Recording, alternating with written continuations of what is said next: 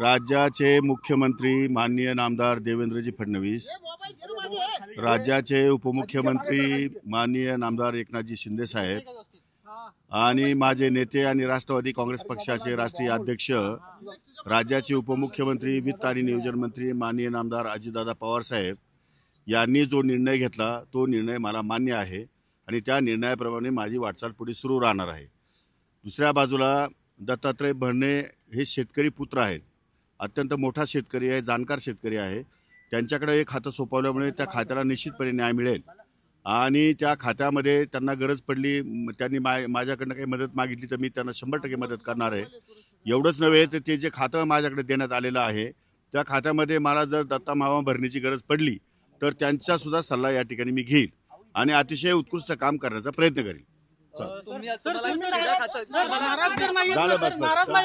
नाही नाही, अजिबात नाही, अजिबात नाही। I am very happy, me happy आहे।